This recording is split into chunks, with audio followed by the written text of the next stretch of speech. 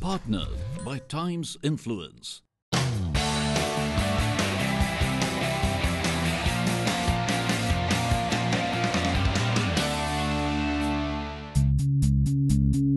gala event to contemplate on the persistent health challenges in India. The country's only forum on holistic health, India Health and Wellness Summit came alive once again with its 5th edition with the core belief that health is everyone's responsibility. Showcasing their commitment towards the cause, the venue was purified by Pure Air partner Philips Air Purifier. There is a lot of awareness and consciousness about the health. If you look at the trends that are visible in the country, if you look at how seriously we have started taking our own health, we know that we can't take it for granted. The type of lifestyle that we have, we really need to invest in the health bit of it, and I think as a society we need to invest more in prevention, and that will help us lead a very healthy life. The forum brought together decision makers, community leaders, innovators and various stakeholders to address the opportunities and challenges in the healthcare sector in the country. Right now the pattern of disease is changing. People are getting traditional communicable diseases, but at the same time non-communicable diseases are also increasing, like what they call usually lifestyle diseases. After the lamp lighting ceremony, the inaugural session was flagged off by Kamal Narayan Umer, co-founder India Health and Wellness Summit, where he stressed on prevention before cure. I welcome you all on this milestone occasion of 5th India Health and Wellness Summit. It's been an incredible journey so far of thinking and working towards creating an impactful advocacy for better health for all. And we believe that living longer cannot be possible again until we fix the basic determinants of health. While we are seeing unprecedented efforts from the government to bring half of our population under the health coverage, it is extremely alarming that we are not able to prevent more people from falling sick. I hope the good intention of our government, industry and all other stakeholders will lead to a more concentrated movement to build a healthy India and that prioritize prevention before cure. After setting the tone for the event, next on agenda was to enlighten the audience about the government's most sought-after initiative, the Pradhan Mantri Jan Arogya Yojana. Dr. Indu Bhushan, CEO Ayushman Bharat, spoke about the initiative and explained how this can be a game changer.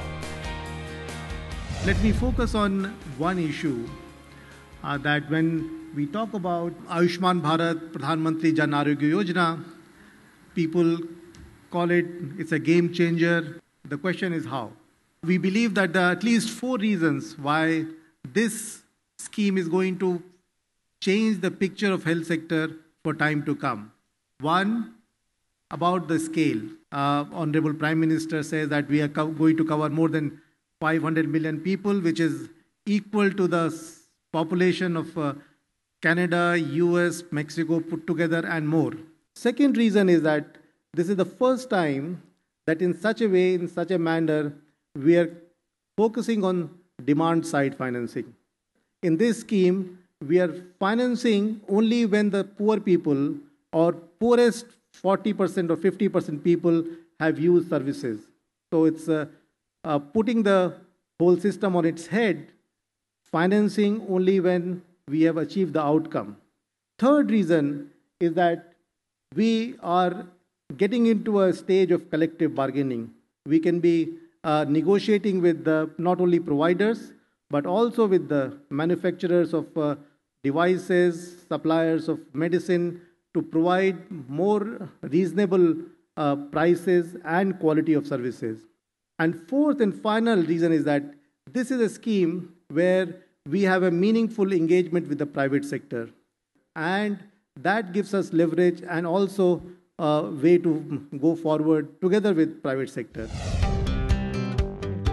Focusing on the topic of mental health and stress management, Dr. Prakriti Poddar, Managing Director Poddar Wellness, explained how to deal with the challenges of mental health and stress. The challenge today is the fact that we don't understand mental health. We do not understand that every dis-ease that we go through in life converts into a disease in our body. What starts in the mind converts into a disease in the body. You have people who go through life feeling unloved, feeling like they have nobody to talk to, and they probably have built their irrational thoughts around that feeling. This comes back to them, and it again creates disharmony in their life. No matter what happens, if you don't heal the inside, your outsides cannot get healed. We have, even at Podar Wellness, we've decided, okay, let's talk about stress. In fact, this year, we've taken a mandate to make at least Mumbai stress-free. We've created a 200-minute package where people can overcome stress by talking to a therapist or a counselor at our center. I think India fundamentally has something which is very rich, and that is called Ayurveda. Now, why I say Ayurveda is rich? Because Ayurveda is not about just giving medicine. Ayurveda is the science that in your kitchen, how can you pick up things which will help you? So Ayurveda is basically this unique science of medicine in your kitchen. Dr. Randeep Guleria, director at AIIMS, gave us a glimpse into the healthcare challenges in India and the need to work in tandem towards improving it. The paradox that we have in India is the fact that we have a country where we have people coming from all over the world, especially if it's Africa, Europe, and Southeast Asia, for medical treatment here. Yet we have this huge issue of not being able to provide adequate healthcare to a large majority of our own population, and there is this huge difference in the terms of equity as far as healthcare is concerned. And therefore, I think there is a need for us to look at solutions which can really reach out to areas where healthcare is lacking. And in my mind, we have now an opportunity where we can really do this quickly. We can leapfrog to a new healthcare paradigm if we look at how things have happened in other sectors. Dr. B.S. Ajay Kumar, Chairman and CEO, HCG, was the next special guest who spoke on the issue of value-based healthcare for everyone. We always talk about cost, without measuring the outcomes. So what is the cost of low cost? Have we ever sit back and analyzed it? India today really provides $83 per capita.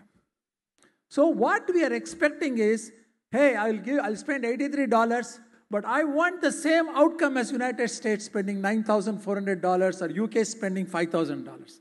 Give me the same outcome. That is what the system demands. So this is what healthcare spending. 68% is private, 37%.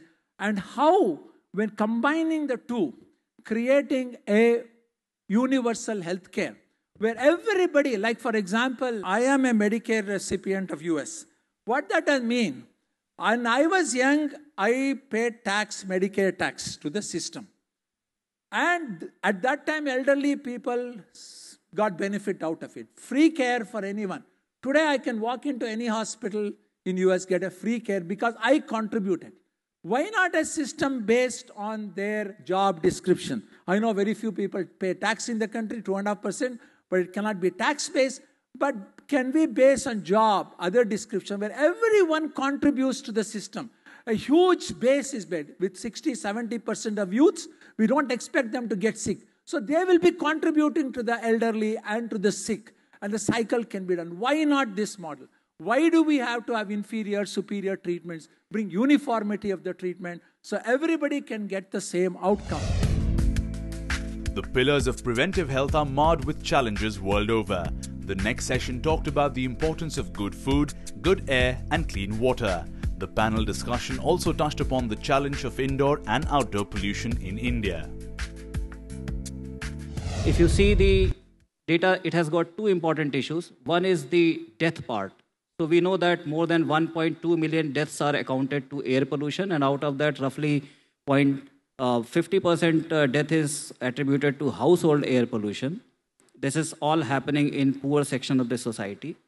The second important issue is the loss of the economic productivity of the population of this country. Assuming that the per capita income is $1,600, you can well imagine the kind of economic loss we are having because of the household air pollution. It is more than $60 billion annual. So this is a very important issue. There is an urgency also not only from the part of the government also. Government is taking some steps, but I'm not claiming that this is all happening in perfect sense. But this is collective responsibility of all of us to think and do something to mitigate this issue. Coming from the social sector, especially is representing Sankalp Dharu, which is very much instrumental in planting trees. So our focus has been creating green lungs for the cities, as well as planting various green patches across the country from Ladakh to Tamil Nadu. Across 16 states we are operational. Concept like urban forests or sensitizing residents about planting trees which have better canopies, because it's not only about absorbing carbon dioxide, it's also trapping particulates on, we need a media for that. And trees, in fact, act as a source of trapping those particulates. So we need to sensitize residents who can plant those kind of trees, which help in purifying definitely outdoor air, as well as, we need green lungs for those cities in adjacent areas. Health is such an issue that you're bothered about it only when you're unwell. But the care has to be taken right before you fall ill, or if there's a chance of falling ill. In our field, the work that we do, it's all about preventive management, actually, through the government systems.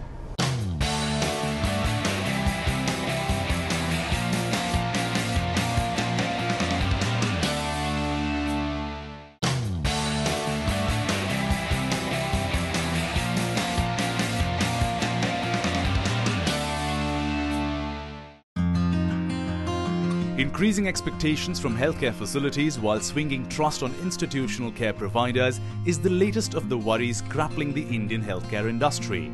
The next topic for the panel discussion was resolving the challenges of dwindling faith on institutional care. To my mind, there is a lot of trust deficit between the healthcare providers and the people seeking healthcare. India is a vast country.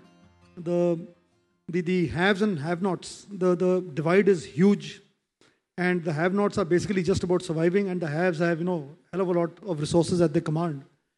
So even for providers like us, like Fortis or any of the other, private healthcare corporate chains that are there in our country today, it's a very delicate balance, because at the end of the day, infrastructure and the machinery and all the technology costs one hell of a lot. For you to get the right medical talent and to have comprehensive programs takes a lot of cost, takes a lot of effort, takes a lot of nurturing to kind of incubate it.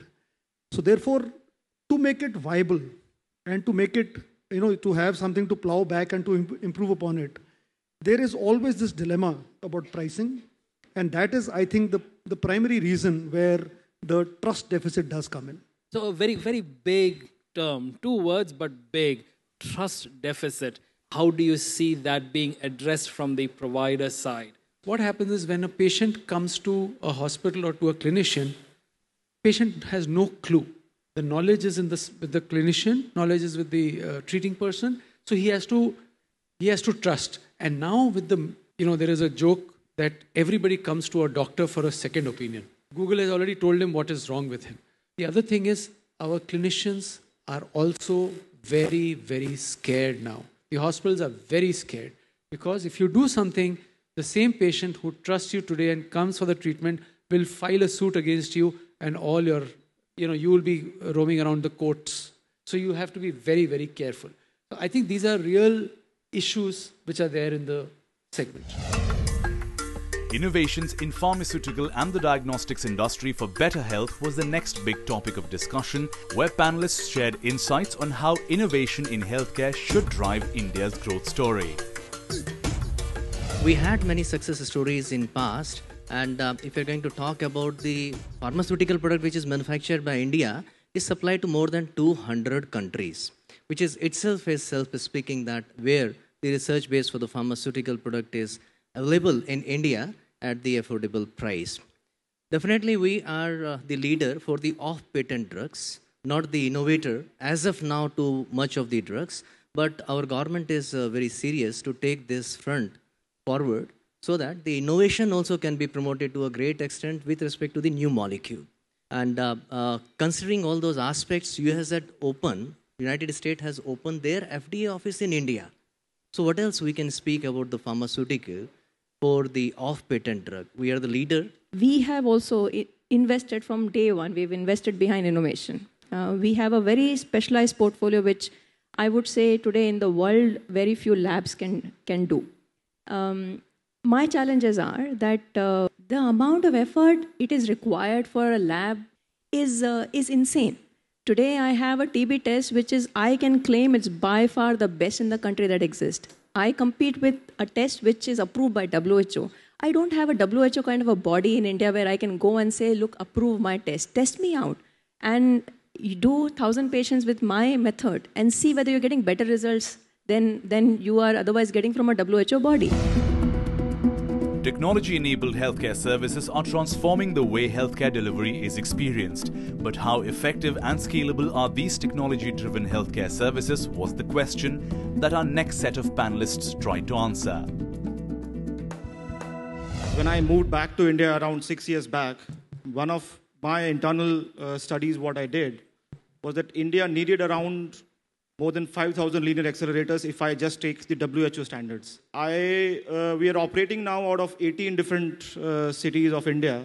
So in last 6 years, we have been able to move out to cities as small as Nanded. Hisar was my first project, when I put it up over there.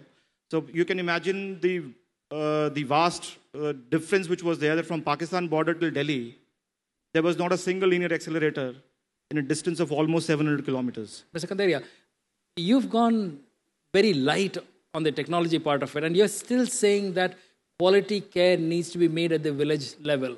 Our goal in life, there are three major goals in life. All of them relate to changing consumer behavior. We consider ourselves to be lucky and successful if we can move the patients from going to the village quack and coming into institutional healthcare. If they come within institutional healthcare, they will, if there is cancer, they will eventually move here. So our goal is to do that. Our second goal is to get every patient treatment close to where he lives. That's the privilege that you and I have. Villagers don't have that privilege. Third of all, they deserve the same quality of service that we get. If they cannot afford it, they cannot afford it. We have to find other ways to fund it. Somebody who's thinking about nutrition all the while, and we know that a lot of nutritional disorders get into the metabolic syndromes or even contribute to our cancers, how do you even begin to address that issue? I think personally that telemedicine and telenutrition is the way forward for India. We don't have a choice with point-of-care devices at the other end. In our company, what we have done is all our nutritionists would connect to our patients, whether they are in Delhi, Bombay, Meerut, or any town in the country. As long as they had a mobile phone, we could talk to them, we could send them the diet plans. Second thing is, we also realized that while people are willing to pay for weight management, there are many other diseases which people have, but they will not pay for. So we started giving, in our Vedic app, free diet plans for diabetes, for cholesterol, for polycystic ovary. Polycystic ovary is a very big condition in India amongst women, which is metabolic disorder. So what I feel is that education through digital technology can go free because it doesn't cost us that much. You're working with things that do not require a tele part of it. It's actually on your wrist or somewhere on your body. Tell us, will these devices actually help us meet either an early diagnosis or a behavior change that pushes people to seeking care earlier than later? Actually, that's what we derive, behavior change. Right? Device, to be honest, is a hook. Device is a mean to capture the data. So if you look at it in the next 5 years, all of us with the means of devices and the data which is generating, each one of in this room will be probably generating 1 terabyte data of health. So what the only way a country like India or as a globe we can survive today is preventive healthcare. The challenge is, I won't say the knowledge, right? That everyone knows what's healthy, what's unhealthy. I should not be having a fried food. I should not be having too much of soda or sugar. Is the motivation. Majority of the population in India is between age of like 20 to 40. They are youngster. So what right now people should be very health conscious by by going to gyms. Basically, that's what we recommend to our customers. Okay, and that is where they will be more fitter in India. Next in line was a leadership discussion based on health communications, how the right messaging can make the right impact. Our fundamental belief is in eating. We believe that we are together, we must eat. And we're not a starving nation. We are not anymore. In fact, I'm talking about families that have ample food, but they really enhance their good times with bad food. So, let's start with the beginning, where you are talking about food and healthcare. It is very, very important that what kind of life you are living. If you are living and just running mindlessly, it is not taking us anywhere. If you are focused too much on only money, that also will not take us anywhere. So we have to do a balancing in our own life and living as per the Swabhav. Swabhav se Swadharma. The event culminated into a gala award ceremony, an evening that celebrated and honored the best in health and wellness. The first category was Health Supporting Campaign, and the winner was Dettol Swachh Banega India.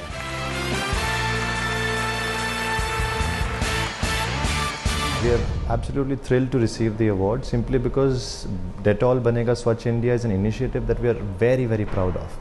So this is where an initiative where we are trying to drive behavioral change towards greater and better sanitation of the country. And this is the 5th year that we are running the program, and this is an initiative that we are very, very proud of because it is making a small, marginal but very important change in the country. The second category was Mental Health Leader, and the winner was Dr. Prakriti Poddar, Managing Director, Poddar Wellness.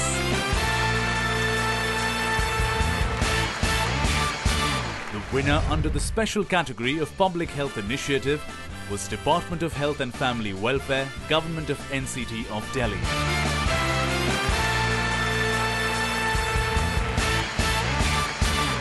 The next award for Health Killing Brand, Silver category, went to Tech Mahindra.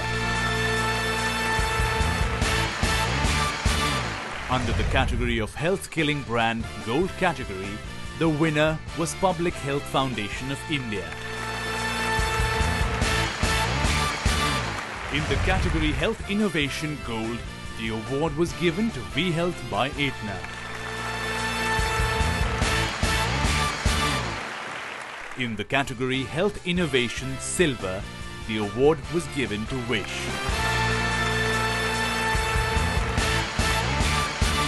Next in line was Preventive Care Brand, Gold category, and the winner was Apollo Hospital Enterprise.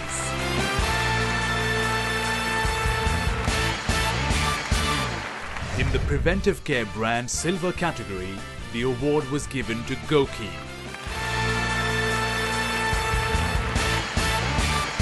The next category was Public Health Initiative Silver, and the winner was American India Foundation.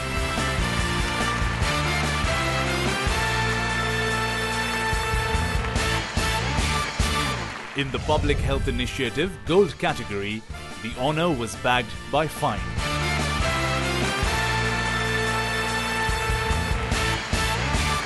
The next award for the Health Access Brand Gold category was given to Paridyam Healthcare, Grameen Healthcare.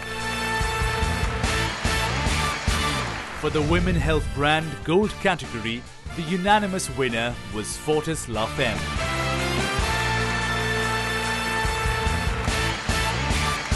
The next award was for Mental Health Brand Gold category, and the winner was Leonback.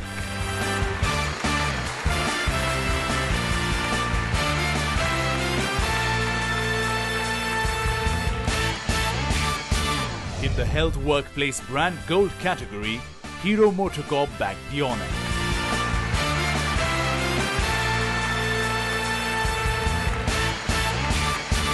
Health Financing Brand Silver category was the next category, and the winner was Max Bupa Health Insurance. The next award for Reproductive and Sexual Health Silver category went to Narayana Health. And finally, in the Health Awareness Campaign Gold category, The winner was Aditya Birla Health Insurance.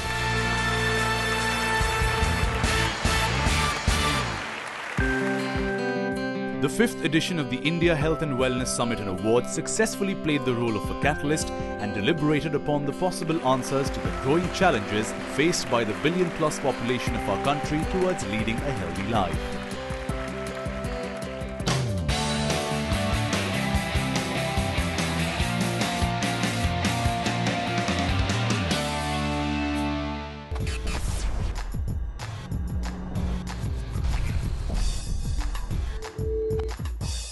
Partnered by Times Influence.